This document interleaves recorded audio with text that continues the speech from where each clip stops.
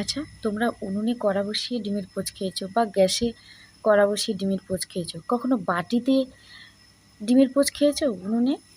খাওনি, তাই তো? ঠিক আছে, এবার দেখতে থাকো আমি কিভাবে করছি। দেখো, এবার উনুনে চলে গেছি। একটা বাটি নিয়েছি, বাটিতে করে তেল দিয়ে নিয়েছি। দেখো, তেলটা দিলাম। এবার একটা ডিম নিয়ে নিয়েছি, ডিমটাকে ফাটিয়ে নেবো। তেলটা কেন নিলাম বলো তো? যাতে বাটিতে না লেগে যায়।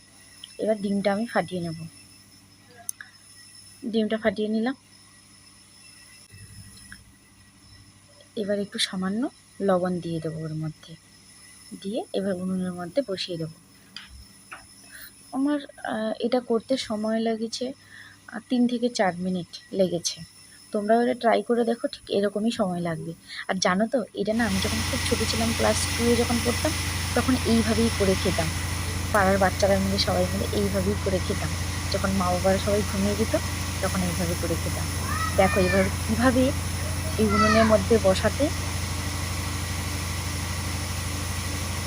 কীভাবে ফুটছে দেখেছো? এইভাবে আমাদের কড়াতে করলে তাই এরকম হয় না। তাহলে এবার বুঝতে পারছো কত সুন্দর জিনিসটা হচ্ছে। সত্যি আমার তো ভীষণ ভালো লাগছে। অনেক দিন পরে এই বয়সে এসে আমি এটা ট্রাই করলাম, ফার্স্ট টাইম, আর সেটা তোমাদের সঙ্গে শেয়ার করলাম। আর তোমরাও কিন্তু ট্রাই করো এটা বাড়িতে, দেখতে খুব ভালো লাগবে। দেখো এটা ভরে গেছে, আমি তুলে আনলাম উনুন থেকে। দেখো এখনো পর্যন্ত ফুটছে, দেখো সাইডে ভালো করে তোমরা লক্ষ্য করো। দেখো কি সুন্দর উঠে গেল, বাটিতে কিন্তু একটুকুও লেগে নেই। তোমরা কিন্তু এটা ট্রাই করতে পারো। আর এটা খেতে যা টেস্টি হয়েছিল না, কি বলবো, সত্যি খেতে খুব সুন্দর হয়েছিল।